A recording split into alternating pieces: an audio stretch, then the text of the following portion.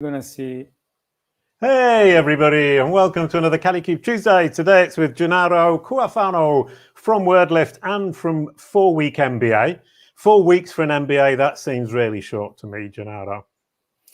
Yeah, I mean the basic idea is just to get get to know business as fast as possible, and don't get bogged down in too much theory. That's pretty much the main concept. Right, there you go. So that's the entire business model of Gennaro Cuofano explained in 15 seconds, and we can now stop and leave. No, I'll sing you the song. A quick hello to start the show. Welcome to the show, Gennaro Cuofano. Thank you. Thanks a lot, Jason. I'm very glad to be here. And just for a bit of context, I mean, on 4WeekMBA, I pretty much analyze business models of different kinds of companies, like from more traditional companies to digital companies to tech companies to blockchain-based business models. So probably over the years, since 2015, I've been looking at hundreds of different kinds of business models. So that's what this 4WeekMBA is about, pretty much. Right, yeah. And what I loved about it is that the times you've been on the podcast, you've explained to me the business models, and then we can actually kind of see where they're going, what they're thinking about. And a lot of it kind of where Google's trying to go, which is what we're going to talk about today, which is looking at Google's SERP as its product, which I think is phenomenally interesting as a concept. But before that, we're going to quickly look at your brand SERP. So if we show the first one, I always look up the guests, and what I saw is the related searches at the bottom are all about 4WeekMBA and businesses. And Google's obviously made an incredibly close connection between you and 4WeekMBA and 4WeekMBA and the topics. And I'll bet my bottom dollar that's because you use WordLift. Yeah, absolutely. I mean, I've been very careful over the years to try to associate as much as possible my personal brand with a business brand. So the main strength of 4WeekMBA is the content together with SEO done with WordLift, and so pretty much I've been spending a lot of time in building up what's called the knowledge graph of the website. So each business model has its own taxonomy with all the entities behind, and so it has been like a work done in a few years, but as you saw, like it sort of paid off, at least in terms of connection between the brand and the person. Right. Yeah, absolutely brilliant. I mean, I love all this stuff, kind of being an authority on a topic. Obviously, you are an authority on that topic. And if we look in Google Images, your images rank really well. But as with all the guests, if once you come on Kalicube Tuesdays or my podcast or both, we sneak in with our images. And I think that's because Google's got taste and it likes the colors we use. What do you think? Yeah, absolutely. I think Google also likes the diversity in terms of where it can get information. Yeah. And now that you make me notice, it also needs a little bit of cleanup. At least the image part of my personal brand. There are a few things that are related too much to the past, which are not connected anymore with the kind of business that I run today. But it's interesting. Yeah, I think it's a diversity. And of course, your Kalicube is a very trusted source. So I think that's what also speeds up the process. Sure. Yeah, no, 100%. And in fact, Kalicube, our image kind of gallery, if you search for Kalicube in images 2 years ago, it was horrible. It was a complete hodgepodge of rubbish images that I'd put together using Paint on my computer. And one day I looked at it and I thought, actually, that's awful. And once I'd got the design, and I pushed the images out there, and as you said, put them on varied sources, made sure that it was all obvious that it came from Kalicube. It took about 6 weeks. It was pretty quick to clean it up and make it look much more consistent. Yeah. I mean, I think image it's a critical part of Google search, and now the product is evolving. Of course, we'll see how YouTube also plays a key role in the whole business model. And probably was one of the best ever acquisitions done in the digital business world. But anyhow, we'll see those things. Otherwise, I'll start talking to myself, and we do the format with myself talking to the camera. Right. Yeah, well, and that's the thing, is that the YouTube rabbit hole is a big rabbit hole, and we could do a whole episode about that. But we can quote you on that. YouTube, the best digital acquisition ever. Gennaro Cuofano. Absolutely. Right, today let's look at Google SERP as a product. Now, Nathan Chalmers from Bing, who's the whole page algorithm guy at Bing, and now Google have admitted that they have a similar thing. I think Gary Illyes was calling it the magic mixer or something silly like that. But basically saying, or not, what Nathan was saying is, he takes the results from all the different verticals, the videos, the images, the blue links, and so on and so forth, and he puts them all together and he designs it as a product. And that product aim is to satisfy Google's, in their case, Bing's users, in Google's case, Google's users, which made me think, if we stop looking at it from our perspective, how do we rank, but look at it, will I help Google's product? If I will help Google's product, Google will put me on its product, its SERP. I think that's a phenomenally interesting way of looking at it. And from what I understand, I thought it was a new idea, but you've been thinking like this for years. Yeah, I mean, I think it's very important to look a little bit at the historical context of how the Google business model developed, also where it came from, because originally we know that one of the commercial killer application of the web was the browser. At least the browser, enabled many to get out and just explore the internet, which before, like Netscape and Mosaic, was more like a walled garden. So you had all the key players, much better than me, like AOL. You had Prodigy. You had like 3-4 key players which really controlled the internet at the time. But the internet at the time, like the mid 90s, beginning of the 90s, was more like very controlled experience.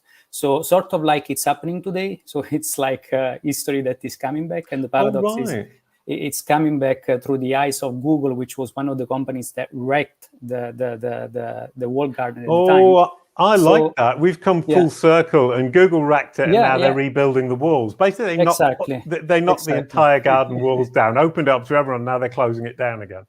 I think that's the interesting perspective, because at the time, again, the internet was a service which was closed, run primarily through a subscription-based service. You paid to AOL, you had access to various services that they controlled the experience of the users. They gave you email, they gave you forums, they gave you a few other things that, news, you could access to those, controlled service. And then it came the browsers, and the browsers really changed the game.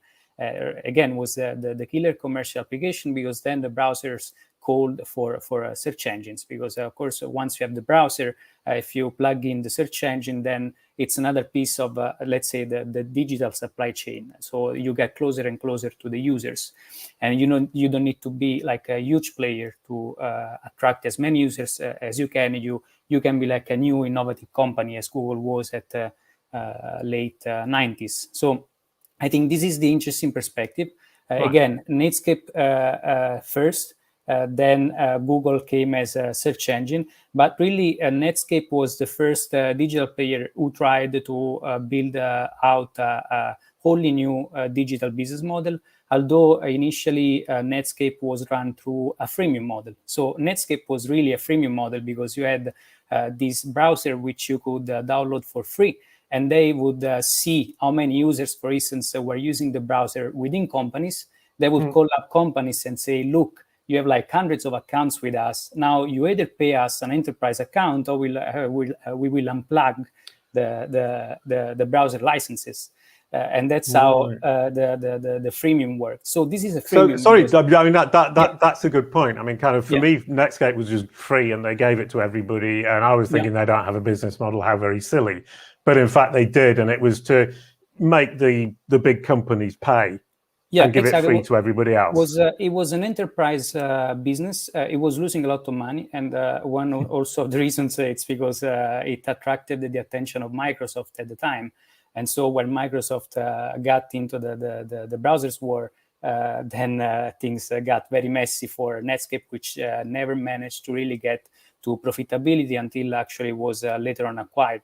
But the key point is Netscape was a company that went, it went through an IPO and was one of the first companies that was losing money, and it was fine as long as it was actually innovating, but it was running still a more linear business model. This we can call a freemium, because again, you have free accounts, and then you try to have the enterprise pay and subsidize the free users. And then on the other side, the really big game changers was with search engines that for the first time really created this sort of attention-based business model where you could subsidize the whole company with a very high profitability through advertising. And but for Google, their advertising, when did it start? It was 2002 or something like that. Yeah, I mean, they started before, but the advertising machine, yes, it was early 2002, like you're talking about AdWords, right? So AdWords, and then afterward, like AdSense, it's early 2000. Google was still selling advertising deals, but he was doing it at enterprise level. So he had, they had the business development team who would go out and pitch companies. So they were not selling with an engineering approach. So the whole product was, a genius product from the engineering standpoint. It was definitely one of the best search engine that we had at the time.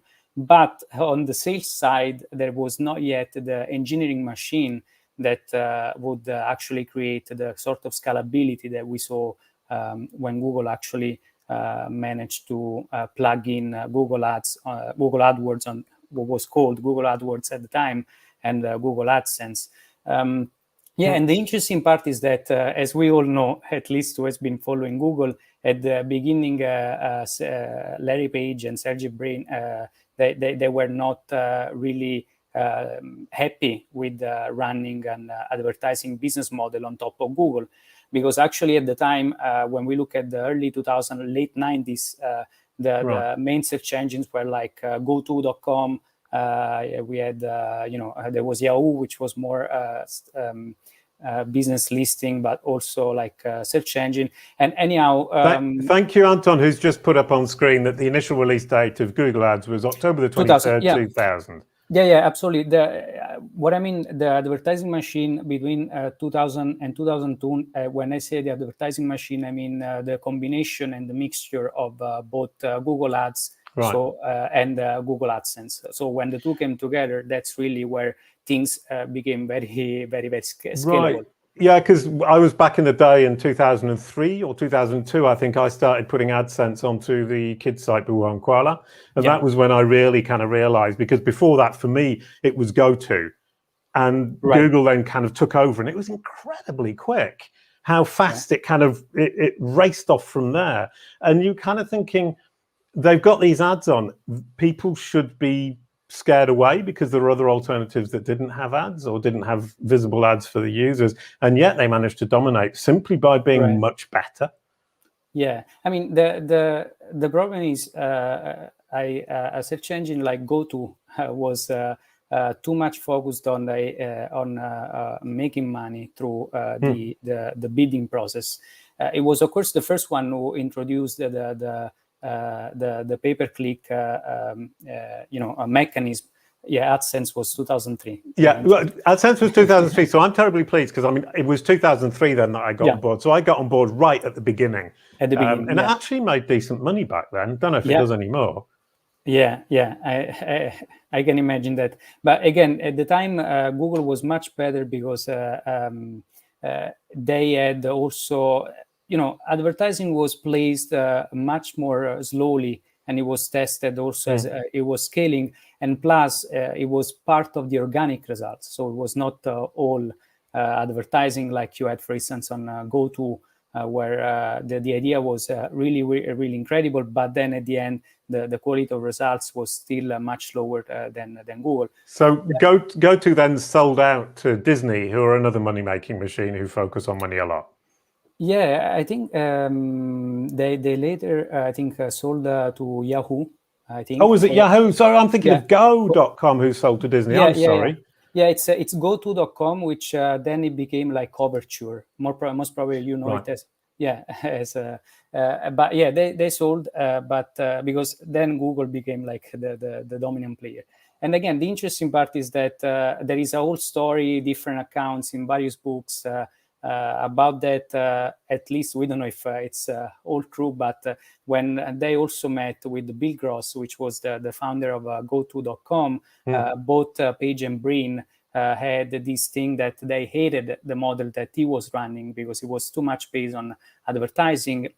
And there is the research paper that they published at the end of the 90s that actually said that they didn't think that advertising was a sustainable business model for search because it was too much biased. And so there was no way that you could build a search engine with an advertising machine on it. But then when they started to experiment with their engineering team, they actually figured they could run advertising, make them profitable, and make them yet interesting for users. Today, which immediately says that the balance is incredibly important, and what they managed to do was get the balance right, whereas GoTo were being too aggressive, for example. And fast forward to now, and they've got the balance so much right that it's sustaining and it's making boatloads of money. Yeah, it's incredible. It's incredible, and again, it was not an easy thing to do, when in 2004 Google went through the IPO, everyone was surprised. It was like, this is a money-making machine. It was highly profitable, incredible margins. It kept growing double and double every year. And still today, the balance, it's fragile a little bit, because I was looking at more in depth at the numbers from 2020, 2021. Google is still growing a lot. A lot of the growth right now, of course, is coming from mobile traffic, because as you can imagine, through the pandemic, a lot of traffic came from mobile devices. There was the expansion of many more people using the Google products, but initially Google didn't make any money with that because it was more just growth of expenses, because they had to actually cover the data centers expenses to host all the traffic that was coming after the pandemic. But then the interesting part is that by the end of 2020, they managed to actually make money with that traffic. But as they say in the financials, they improved the ad formats. This is interesting because they emphasize many, many times that part of the reason why the revenues increased is because they improved the ad formats. Now, improved, we need to ask, what does it mean? Improved for whom? And so I was going to ask that exact question. Improved for whom? Okay, I can go. I do the question answer. That's very interesting because they improved the revenues, so they managed finally to tweak the paid ad formats on all the platforms, from Google Search to YouTube and all the other platforms, to actually increase the revenues. But again, the question on whether the user experience improved, I'm not sure about that, because one thing that comes to mind to me is definitely the experience that I have on YouTube. I'm always on YouTube, and I see that they serve so many advertising on the platform compared to just 1 year ago. In many cases, it's overlapping, it's awful. And so the question is open. Is this mechanism fragile? Can it last? How long will it last? Will they manage to actually make money without screwing up the user experience? Right. That's an open question. But back to the SERPs. I mean, as soon as I say to anybody, let's look at Google SERPs as a product, and Google is optimizing its product for its users to best serve them in order to retain those users. People immediately think of Google Ads, but for me, it's more than that, because a vast amount of traffic they're serving is free, in the sense that there are no ads. And when they do serve ads, people click on them, they get money, but it's not direct money. I said freemium, and you said that's the wrong term. No, it's not. There are several ways to categorize things, and if we end up fighting on the name, we'll never agree. But I only said freemium because it's the only business word I know. Yeah, no, the freemium, in my mind, it's a little bit more linear. It's more symmetric or symmetric. Right. I'm not sure how to say it, but usually the way I think of freemium, it's where in most cases the user is also the customer. So a classic example that I have in mind, it's Netflix. And again, it's not like a freemium, it's more linear, it's more symmetrical, so it's better compared to the other model. But freemium, in my mind, it's more like, okay, the user, it's the customer, there's a free service, and then you are actually prompt to pay a subscription. It's the same service. In part, like YouTube, it's a sort of a freemium because you are prompted to subscribe to the platform, and so in that case, you're not going to see the advertising. On Google, the way I like to call it, it's more like asymmetric. Asymmetric because, again, the user, it's different from the customer. So in most cases, the user is getting subsidized by the marketers and by the businesses that are bidding on their platform. So in that sense, it's user. In most cases, user is different from the customer. It's asymmetric also in terms of data. So as a user, you give data to Google.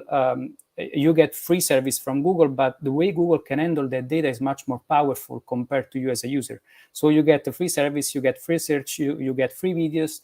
But at the end, on the other side, the engineering team of Google can handle that data in a way that can be more powerful because it can actually use it to sell advertising, it can use it to improve the services, it can use it to actually create new products, it can use it in many other ways. So there is an asymmetry in terms of data because, again, a user it's much less powerful compared to the company on the other side that has the power to handle that data in many ways. The user gets a service and it can use it more linearly. So free search, free videos, and stuff like that.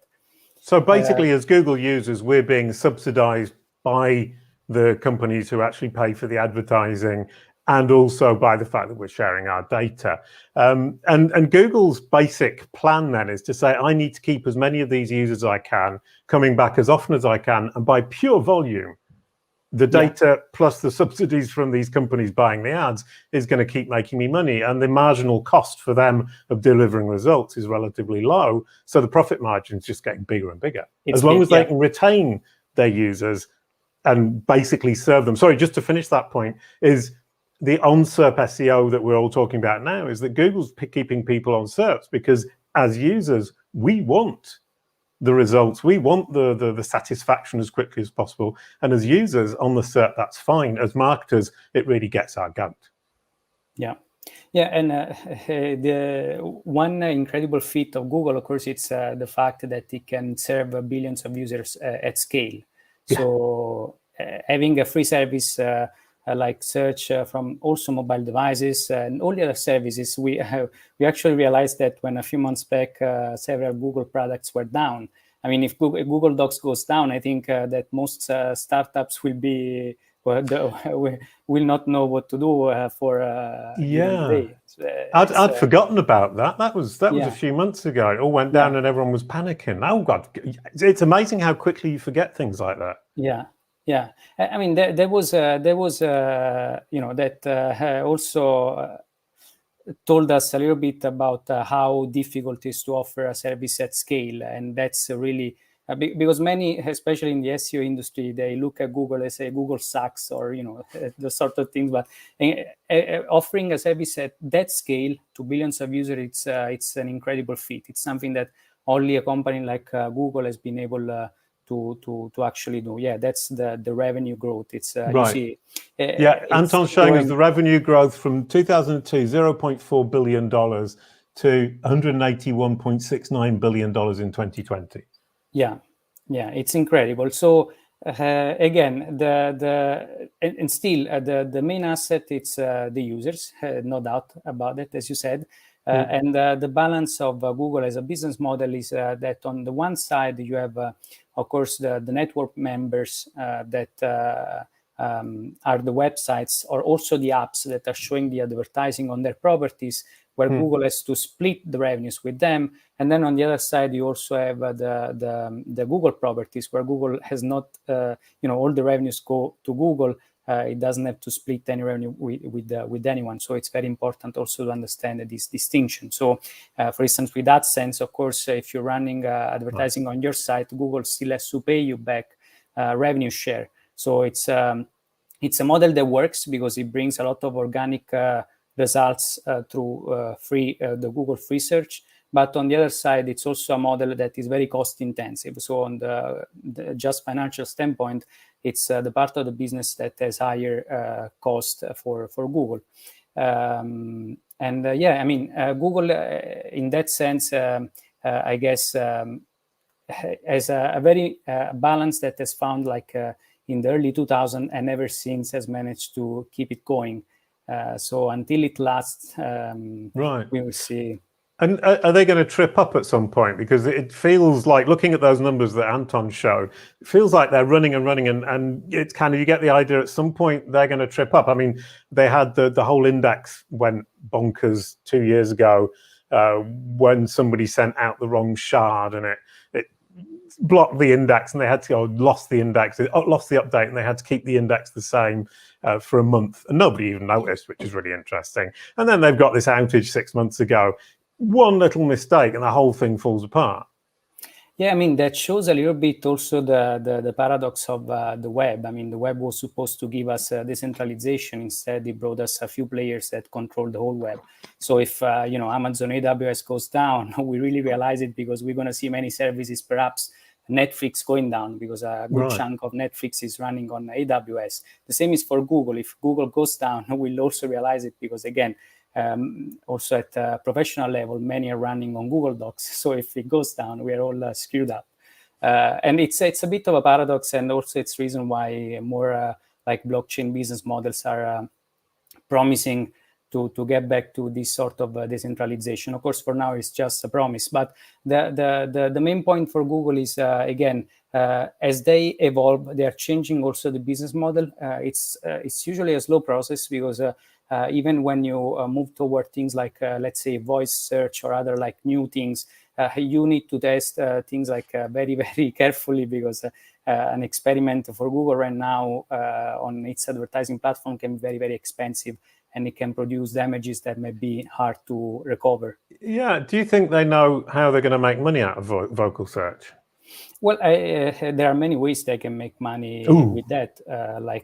For instance, of course, just plugging in, as an example, YouTube Music, just like Amazon does with Alexa, where you are prompted to do just subscribe to the service, maybe an option, or like selling its own products, or like perhaps advertising. It's not, as we know, it's not the most interesting one, because then on voice we are too polarized. So you get like on search, the main advantage of Google is that it could still rank advertisers with a quality score. How do you do that on voice? It's a little bit more complex. Of course, you can do that on the screens. If you have like a voice device with a screen, you can still give a main result, paid result through voice, and then show others result on the screen. But still, it's very tricky. It's not an easy one.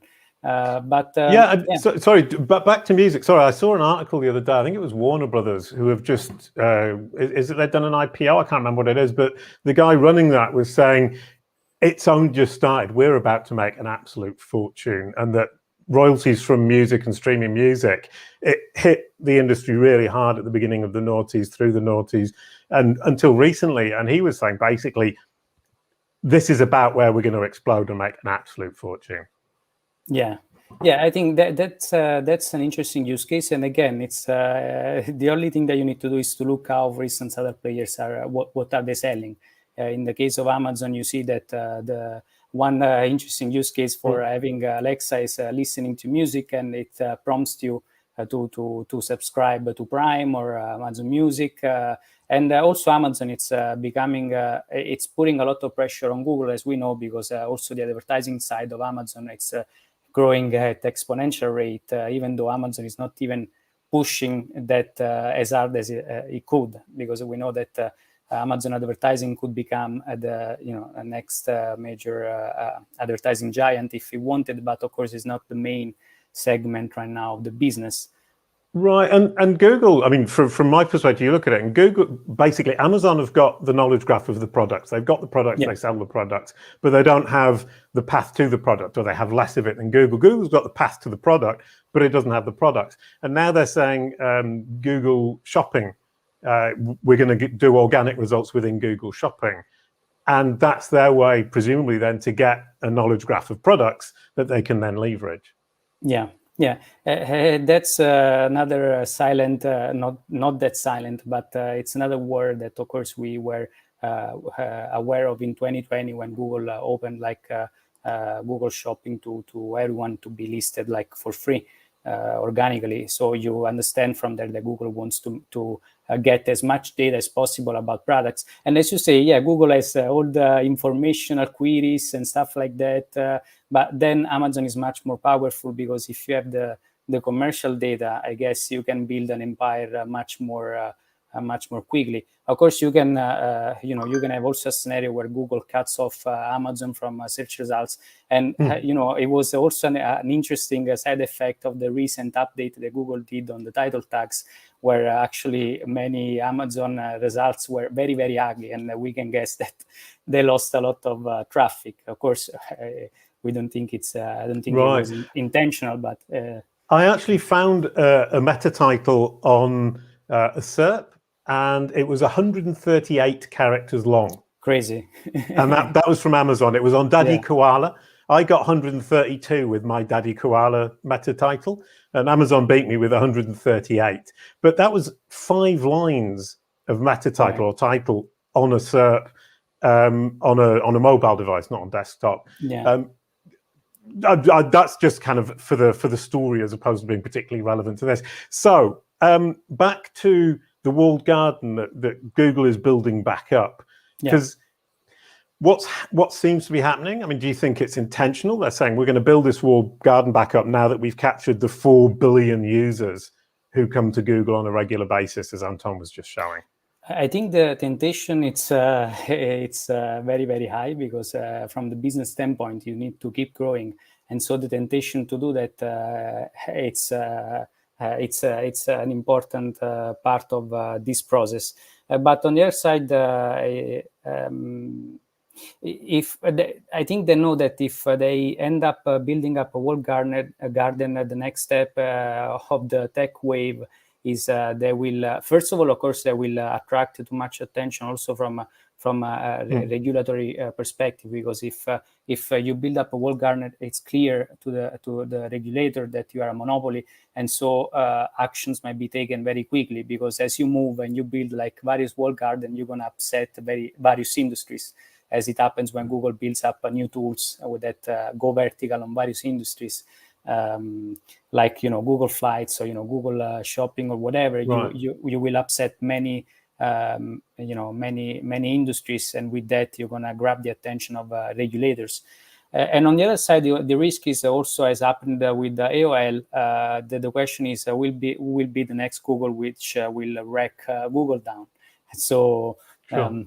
If they build a walled garden, so that's the main point. But from the user perspective, in the short term, I think it's very appealing, because of course, if you have a free service that offers everything, why not? I mean, from the user standpoint, it might be less diverse, but more interesting, right? So right. Well, I mean, part of the thing for Google is maybe inadvertent, in the sense that they want to satisfy the user, and the user is satisfied on the SERP by continuing, to investigate on the SERP through different SERPs, which the knowledge panel would be an example.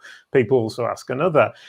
So partly it's because the users want it, but also partly it's beginning to feel like we can lock people in. Things like Google Flights is really kind of locking people in. But is the fear that they have that if they don't do it, somebody else will do it, and that could be the start of the end of their game?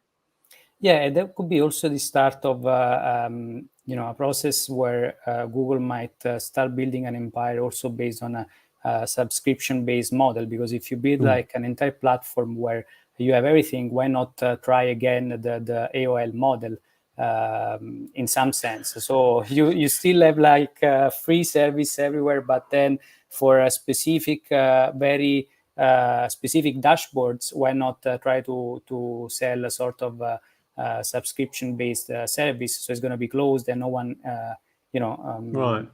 I don't know. But I mean, to be clear, AOL was totally closed. If you didn't pay, you didn't get in. Whereas you're saying, Google could potentially say there's a premium part, exactly. which they're doing with YouTube, saying there's a premium service that you can have, maybe without ads. With YouTube is working, because they're pushing so many ads right now that you rather buy YouTube Premium other than.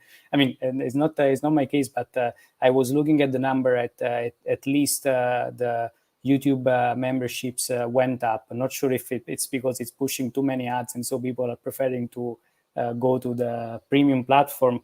But those are also two growing segments like YouTube Premium and then the in-app purchases in Google Play. So a lot of all mobile traffic. It's really the most relevant right now for Google growth. Right, but then if you look at what Google's doing, kind of back on the SERP, they're collecting all the data from a lot of the data from around the web. They're building up this immense knowledge graph, or several knowledge graphs, and they are able to answer the question on the SERP. Why wouldn't they? Yeah, because that's the thing, that this might break up the whole ecosystem that Google created when it created this scalable business model. So if you kill the organic results, then the chances are. Just to interrupt really quickly, 20 million YouTube Premium subscribers, according to Anton, who found that, I think, probably by searching on Google. Sorry, back to you, Gennaro. I mean, the risk is if you do that, you might actually kill the whole ecosystem that made Google great in the first place with all the organic results. I mean, if you do that, why would I still enable Google to read my content and not block the whole robot.txt and say, Google, look, the content is not yours for free? Because let's not forget that this is a symbiotic relationships between publishers and Google. I give you content for free as long as you give me back qualified traffic. If you don't, then I just stop giving you content, and then Google can become very crappy from one day to another. Also, like for DI, to train the models and give answers, they still need the corporate content, and they might get to the point where also Wikipedia says, look, you're not going to scrape my content anymore because you're building a model that we do not agree with. I don't know, it's very complex situation. They may be tempted again to do it, but too many risks in terms of both regulation, screw up of the ecosystem, right.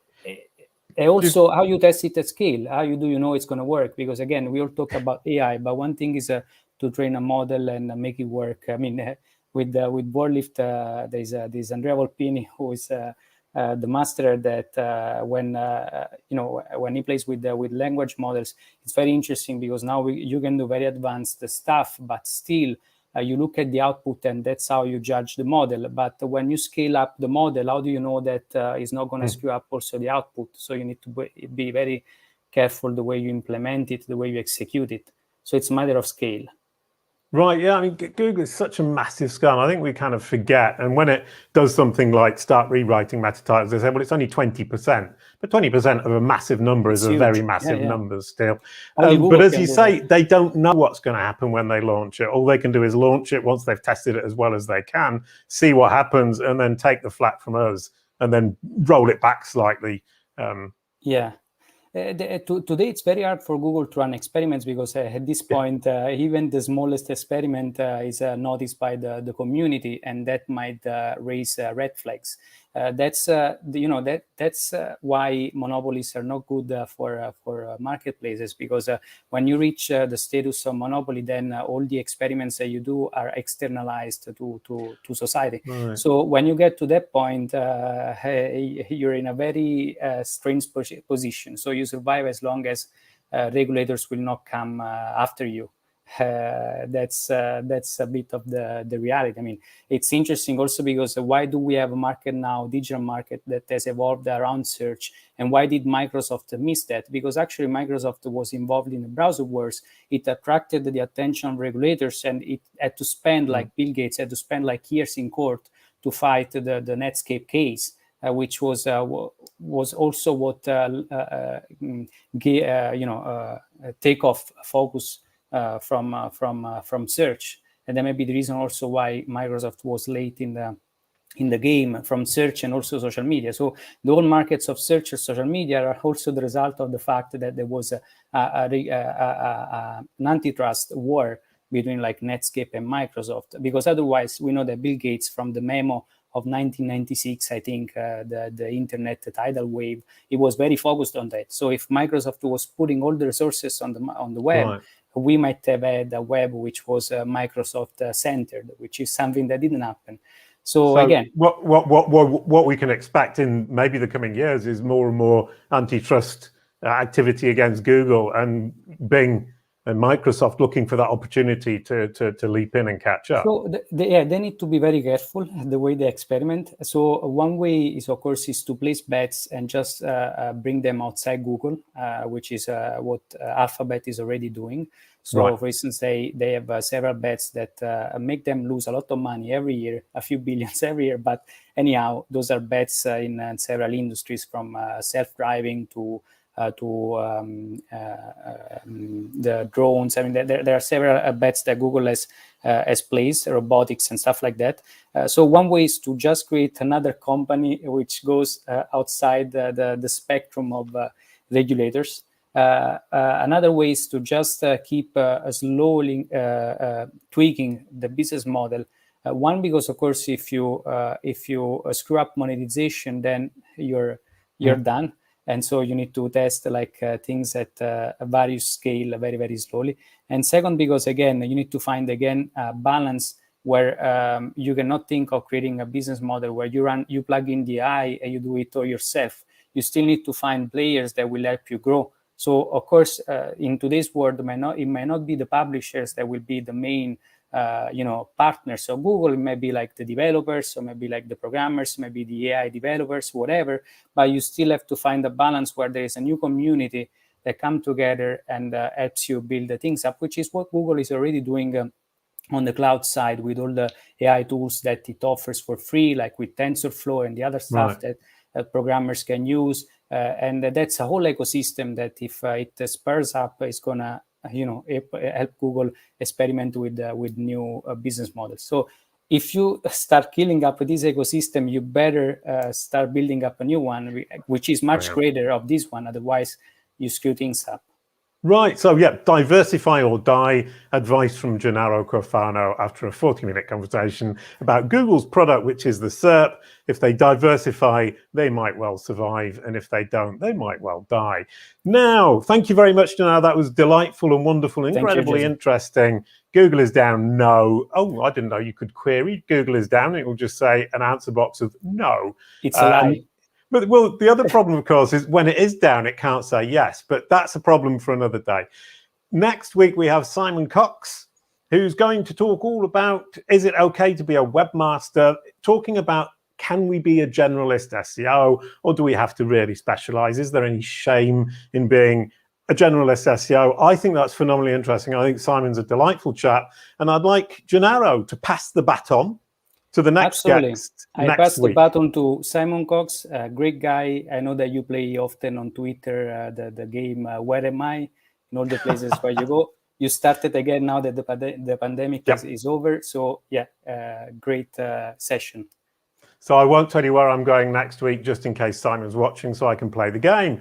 Thank you very much, Gennaro. A quick goodbye to end the show. Thank you, Gennaro. Bye-bye, everyone.